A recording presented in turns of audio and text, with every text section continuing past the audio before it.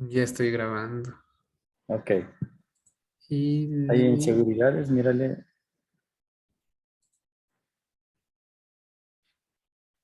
¿Ya lo tienes? ya está, ahora sí ya. Ok. Ah, ok. Y quedó grabando. Bueno, Quedo ya. grabando. Ajá. Muy bien. Entonces, a ver, ¿en qué íbamos? ¿En qué íbamos? Déjenme compartir la pantalla. Entonces, lo que les decía, veamos qué clase de objeto. Cuando uno quiere saber qué clase de objeto es con el que trabaja, como ven ustedes, tenemos objetos lógicos, objetos de caracteres, etcétera. Diferentes tipos de objetos con los que manejamos la información. Entonces, simplemente utilizamos el class y le ponemos al objeto Z y me dice es un data frame. Y resulta, ustedes se van a topar muchísimo que un data frame es una estructura de marco de datos, ¿no? Se van a topar mucho con esto. Por ejemplo, yo voy a definir otra variable ZZ, ¿okay? Y voy a poner el número 1, 2, 3. Y si le pregunto qué clase es ZZ, me dice es numérico, es otra Ok. clase de objeto, ¿sí? Y, por ejemplo, puedo poner un Z mayúscula. Una vez veamos esto y le voy a poner un valor lógico como falso, por ejemplo, false. Y le pregunto qué clase de objeto es Z mayúscula, me dice es lógico. Y noten que Z mayúscula y Z minúscula son Ujú. distintos objetos. Aquí R siempre diferencia las mayúsculas de las minúsculas, ¿no? Entonces, para ver la cabecera, cómo es esta estructura de datos, yo puedo utilizar la función head, que me da las primeras líneas de Z. 6. Entonces me da las primeras líneas y aquí está lo que veíamos en el archivo CSV. Está window, está el nombre file, están unos números aquí, X, Y, Z, otros números acá.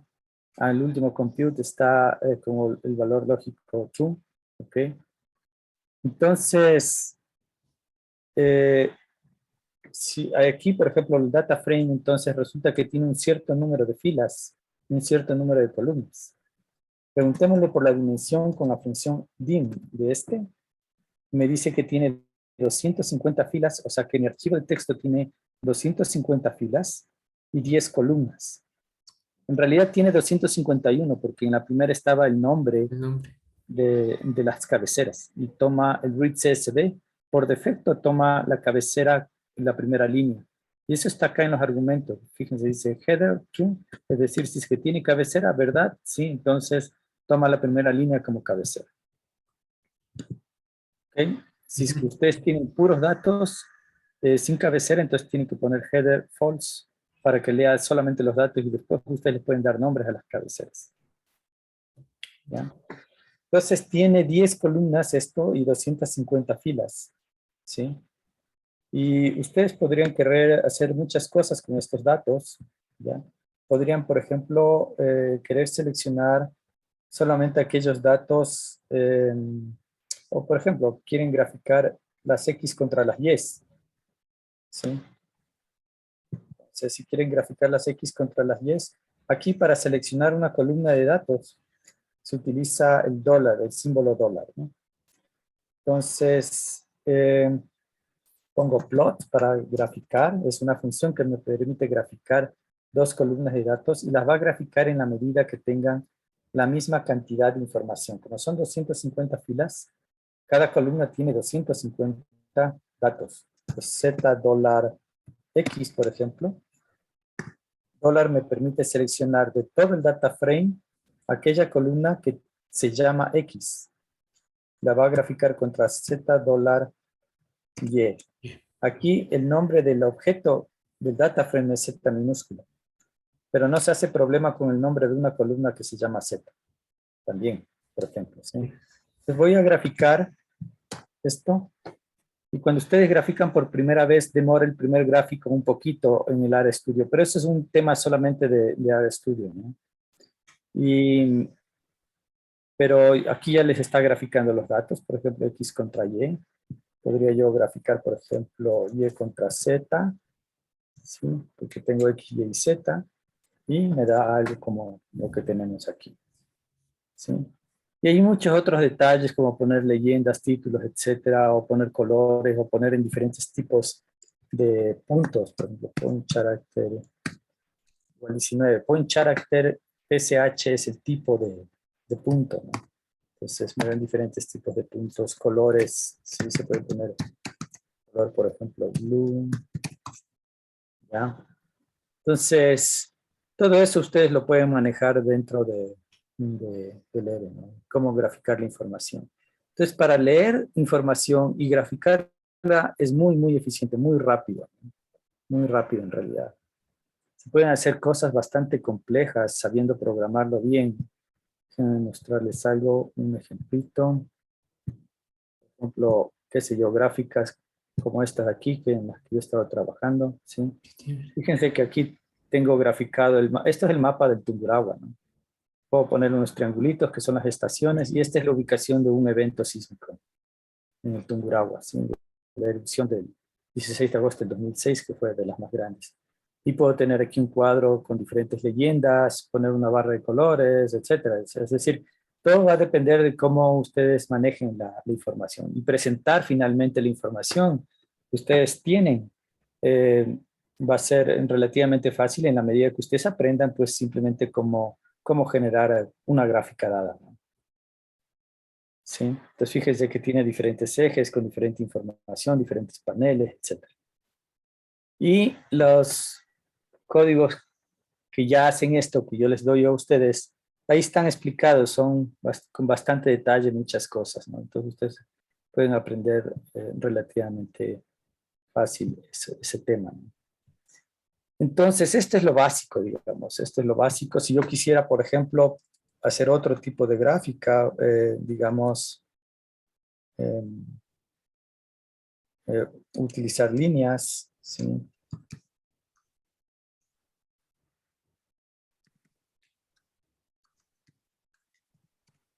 Se utiliza type, entre comillas L, y me da uno de los puntos con líneas, ¿no? Entonces, o por ejemplo, simplemente quiero graficar una de las variables, ¿sí? Y me da algo como esto. Puedo ver según la primera variable, según el orden en el que estén, cómo están, en este caso, unidos con líneas, ¿no? O unidos simplemente con líneas y puntos, o puesto solamente graficado con puntos, que es el valor por defecto, ¿no? Entonces, ya es cuestión de que ustedes un poco empiecen a revisar el librito que les recomendé, este librito Robinson. de Robinson, ¿sí? Que lo empiecen a revisar y se pongan a ver. Por ejemplo, podría ser un histograma de estos datos, que es lo típico, ¿no? Para ver cómo, desde dónde hasta dónde se distribuyen, ¿ya? Histograma me dice que los datos se están distribuyendo entre 0 y 1.5, ¿ya? O podría ser un típico box plot, que es caja y botes que se utiliza en estadística. Dice, sí, los datos están entre 1 y 1.5, la mayoría está concentrado aquí, unos pocos debajo del posiblemente 0.3 o algo así. ¿Ya? Entonces,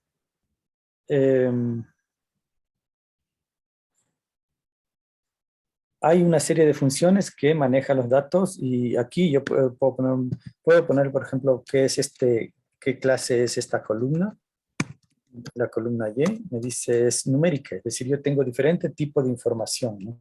¿Qué clase es la columna, por ejemplo, de compute? Esta que está aquí al último. Dice es lógica, ¿no? Para saber qué tipo de clase es cada columna, tengo que poner el nombre que está en la cabecera. O sea, no puedo poner el número de columna. Puedes también.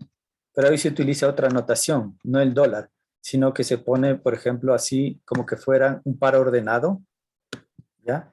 Y cuando no pongo nada en el primer espacio, significa que coja todas las filas y en la columna es la décima, ¿no? Es la décima columna y te dice es lógico. Ok. ¿Okay? Entonces sí, hay las dos maneras de hacerlo, ¿no? Hay las dos maneras. También, por ejemplo, puedo poner aquí el nombre en vez del número, compute. ¿Sí?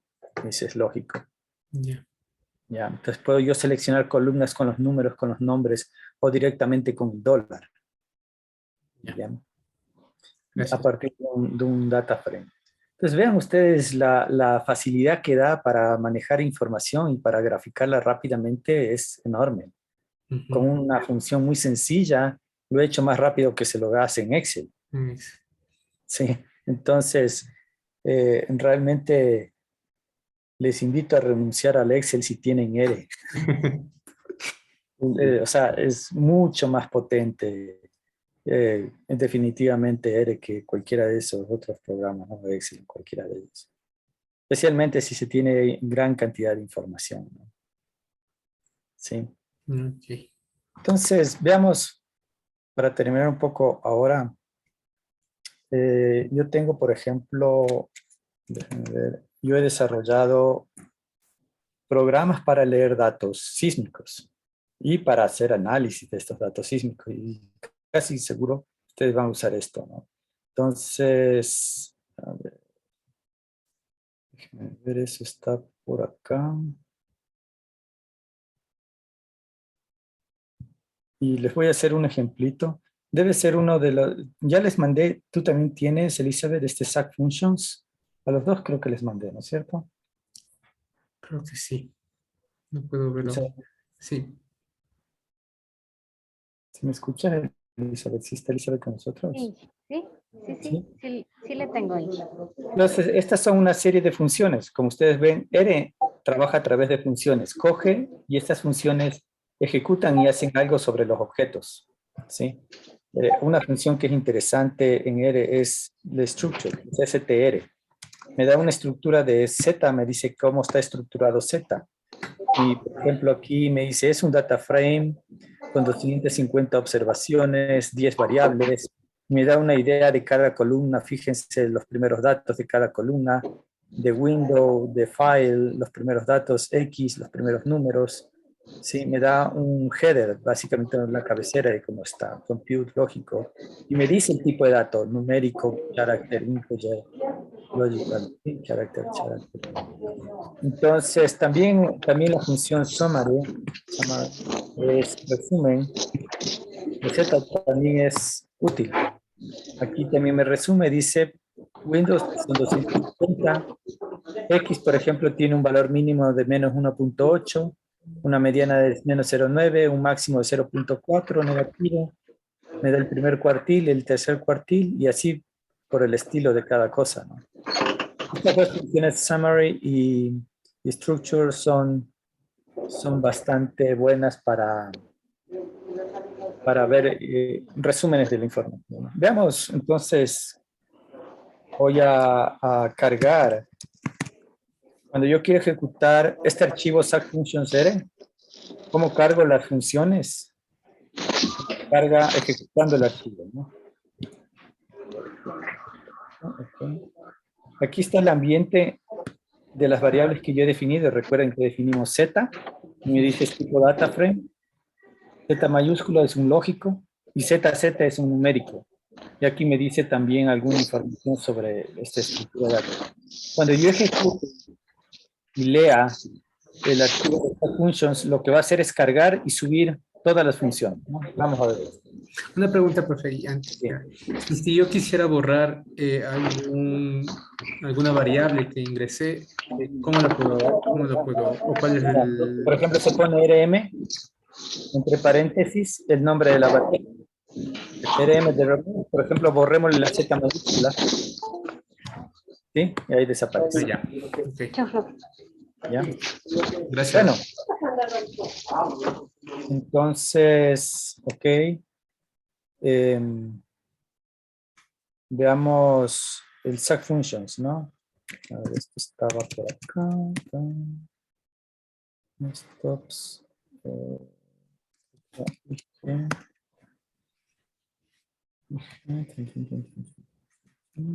Tenemos desarrollos.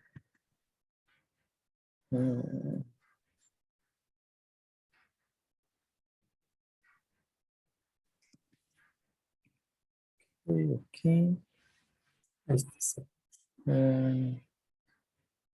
Ya. El rato que yo ejecute esto, source lo que hace es ejecutar las instrucciones que están en este archivo. Es un archivo de texto, Si ustedes abren este, lo pueden abrir con un editor de texto y van a ver todo el código de cómo están hechas las funciones. Lo que va a hacer es ejecutarlo y la ejecución lo que hace es construir cada una de las funciones aquí. Veamos. Entonces ejecuto esto y fíjense, sube todas las funciones, aparte de los datos que teníamos, sube todas estas funciones que han estado desarrolladas. En particular, por ejemplo, me interesa, esto lee unos archivos que están en formato SAC para las trazas, ¿no? Y este read.sac me permite leer ese tipo de datos. Entonces, los archivos SAC son archivos binarios, un archivo, no es un archivo de texto, ¿no? Pero lo voy a leer, por ejemplo, el rato que utilizo la misma variable z, ya no va a ser un data frame este. Lo voy a sobreescribir y pierdo el data frame, pero voy a subir en esta estructura z el resultado de la lectura read.sac de un archivo de SAC, ¿no? Entonces, voy a crear un ejemplo. Un ejemplo de archivo de SAC.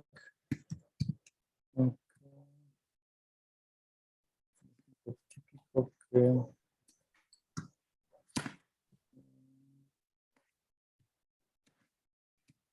datos. Okay, son datos de una explosión. En Tungurahua. Por ejemplo, voy a leer. Este es el nombre de esa estación, el nombre de la componente, fecha, la hora en la que ocurrió, ¿no? Y termina este archivo en .sac, ¿ya? Podría no tener explícitamente, pero es un archivo con formato SAC, es un archivo binario de formato SAC. Entonces, el rato que lo lee, ¿sí? Ya lo tenemos ahí. Y yo puedo preguntar qué clase de objeto es. Es ahora Z, ya no es un data frame. Me dice que es una lista. Y si yo la despliego, me va a desplegar un montón de cosas aquí. Entre ellas un montón de números de las trazas, cabeceras, un montón de información. Entonces yo puedo preguntar por los nombres de los elementos. La lista es un tipo de objeto en R en la que ustedes, imagínense, pueden poner una caja en la que en la caja unos son chocolates, otros es arroz, otro es pan, fruta, etc. Así son los datos. Unos son lógicos, otros son datos numéricos, etc. Y puedo poner en diferentes objetos y todos agruparlos en una lista, ¿ya? Entonces, la traza es una lista, no solamente son los números. Debe haber el nombre de la estación, debe haber, por ejemplo, las coordenadas, los tiempos, detalles del lugar de la estación, etcétera. O sea, información que ya vamos a ver cómo la extraemos. Toda esa información está aquí, ¿no? Ya leído aquí, en esta lista. Entonces, los nombres, names, por ejemplo, los nombres de los elementos de esta lista, están aquí. Un HD, un HI, un HL, un HC y un DAT. Estas son las cabeceras, diferentes tipos de cabeceras, ¿ya? Que son datos numéricos. Por ejemplo, un dato numérico es la fecha del día, año 2006, etc. Este I es un dato, un integer, que es un dato entero, ¿sí? Lógico, character, y el dato propiamente que es la amplitud de la señal. Que es, ya vamos a ver, la vamos a graficar. Si yo pongo plot.sac, que es otra función, plot.sac de z, voy a poder graficar esta traza. Y esta función me la grafica aquí. Aquí está. ¿Sí? La grafica y estos números que ustedes ven acá a la izquierda son estos números chiquititos aquí y aquí se ve la señal del sismo. ¿Sí? Está puesto aquí el nombre de la estación, el nombre de la componente, la amplitud en la que se está graficando, el tiempo en segundos.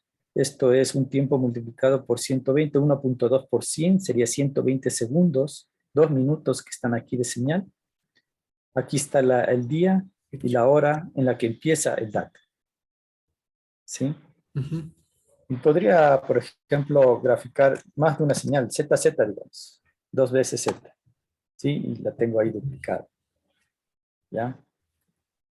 Entonces, hay muchos procesos que vamos a poder hacer con esto. Por ejemplo, yo podría coger en ZZ y filtrar la señal. Digamos, filtrémosle. En realidad, esta es una explosión. Le voy a filtrar a la señal Z. Le voy a filtrar en un rango que vaya de 5 a 10 hercios. resulta que las explosiones impactan en el suelo, en la acústica de la explosión y genera una señal de alta frecuencia que está en el orden de 5 a 10 Hz. Entonces le voy a filtrar en ese rango, ¿ok? Ya está filtrada y ahora voy a graficar tanto la señal original como la señal filtrada. ¿Ya? Y ustedes me muestran aquí dónde está la mayor amplitud. En realidad aquí es el impacto de la onda acústica. ¿Sí? Entonces con eso puedo ver. Si hago al revés, si le filtramos no de 5 a 10, sino de 0 a 5, digamos, ese efecto del impacto de la acústica se va a ver menos. ¿Sí? Vamos filtrándole un poco menos. Digamos de 0 a 3. ¿Okay? Va disminuyendo el efecto, ¿no? Y también se nota aquí que las amplitudes son menores comparadas con las de acá, van bajando, ¿sí? Entonces, básicamente es este código el que nosotros vamos a utilizar para el procesamiento de las señales.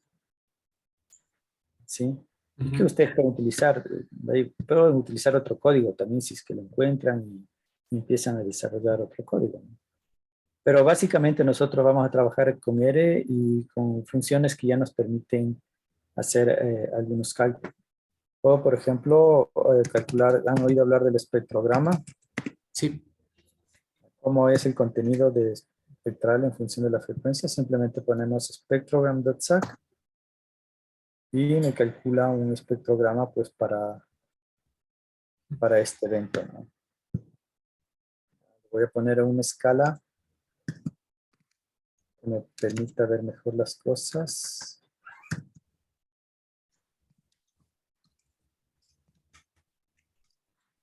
¿Sí? Ahí se puede ver las frecuencias en las que están concentradas las energías son generalmente aquí en este caso bajas, relativamente bajas, ¿no? Y claro, esto es lo que me aparece aquí en pantalla, me parece desfasado aquí en la pantalla. Ese es un tema de RStudio, ¿no? Porque si yo puedo, lo puedo, por ejemplo, graficar. En vez de graficarlo aquí, pongo plot igual false para que no lo grafique aquí en pantalla. Por ejemplo, para que se den cuenta, lo voy a borrar de aquí de la pantalla, ¿ya? Y lo voy a hacer que me lo escribe en un archivo en el escritorio. Un archivo en el escritorio que se llame test. ¿Ok? Ya. Pues me va a escribir en el escritorio. Noten que no me he desplazado, puesto nada aquí. Y aparece acá. Entonces así yo puedo extraer, digamos, las gráficas y generar las gráficas y utilizarles en un documento, un reporte, en la tesis, donde quiera. ¿Ya? Pues aquí sí no tiene problema, me dice esta escala cuánto vale. Mientras que dentro de RStudio, por ejemplo, si yo pongo algo muy concentrado, no le dejo espacio, aquí ya me dice que los márgenes no son suficientes y si yo intento, digamos que me dice, me saca errores. Y es porque los márgenes, pero se refiere al de la pantalla, no es un error de la función. Este es un tema del RStudio, ¿no? Yo podría ejecutar lo mismo desde una consola, ¿sí? Y me genera una pantalla aparte, cuando es desde una consola LR me abre una pantalla aparte, ¿no? Pero uno tiene que aprender a entender los errores, cuando salen los errores, a qué se debe, ¿no? Entonces, ya ampliamos un poquito más para graficar. Bien, entonces, esto es básicamente lo que vamos a utilizar y regresamos a lo anterior. Es fundamental que ustedes entiendan, digamos, este libro de Robinson, como les decía, esas primeras partes del libro de Robinson, ¿ya? ¿Qué tipo de estructuras hay? ¿Sí? ¿Cómo las puedo explorar? ¿Cómo las puedo manejar? ¿Cómo puedo manejar la información con ese tipo de estructuras? Hay diferentes formas de leer datos. Yo les he expuesto aquí simplemente les he expuesto un archivo separado por comas. Utilizo mucho esos archivos, pero puedo leer, digan ustedes que no están separados por comas, están tabulados. Entonces, hay otra función que se llama read table, que es más general y me permite ver esos datos, ¿no? Mi recomendación es que se lean hasta el capítulo 6 y salten al 15. Estoy seguro que en un fin de semana, bien trabajado, eso está hecho. ¿Sí? Entonces, no sé si tienen inquietudes y si quieren podríamos ya reunirnos la próxima vez para ver más prácticas que ustedes hayan tenido, que hayan hecho, algún caso y me cuenten. Si Sí, quieren. sí, sí. O No, si necesitan más tiempo, 15 días, no sé, ustedes digan. no, yo creo que esta semana sí estaría bien, profe, para ver si, o sea, leer estos 6 capítulos y el 15 y sí me interesaría también empezar ya a ir A trabajando manejar. con el programa Libro. para irnos familiarizando con la interfaz. Y no sé si es que sea posible. Yo voy a revisar porque yo creo que sí tengo yo ese archivo de SAC para irlo moneando, ¿no? Si les pasa, si es que no les ha pasado, escríbanme nomás, yo les paso algunos datos. Listo, no hay problema. Sí, sí, por favor, Ya, sí. Pero revisen Para si poder- les pasé o no les pasé. Y ahí me escriben nomás, ¿ya? ok. Ya, Les paso entonces, algunos no datos. sé, profe, de acuerdo a su disponibilidad, ¿cuándo podríamos hacer la próxima reunión esta semana que viene? O sea, ¿qué día Eh, sería Este horario posible? para mí está bien. Si es que ustedes lo quieren cambiar, también podemos ponernos de acuerdo. Ya, entonces sería para el viernes mismo. Bien, a las 3. Ya, ok, ¿Ya? ya. Entonces de aquí quedaríamos para el otro viernes. ¿Está bien, Elizabeth? Entonces estamos bien Sí, con los tiempos y eso. Ok, ya. gracias, Ok, Inge. ya depende de ustedes. A lo que ustedes quieran avanzar. Si van lento, vamos lentos. Si van rápido, vamos rápido. Más Ya rápido. dependerá de ustedes. Correcto. ¿Ya? Listo, Ok. profe, muchas gracias. Vamos bien, Muchas jóvenes. Una gracias. buena tarde, profe, gracias. Gracias, Voy a buenas detener tardes. la grabación.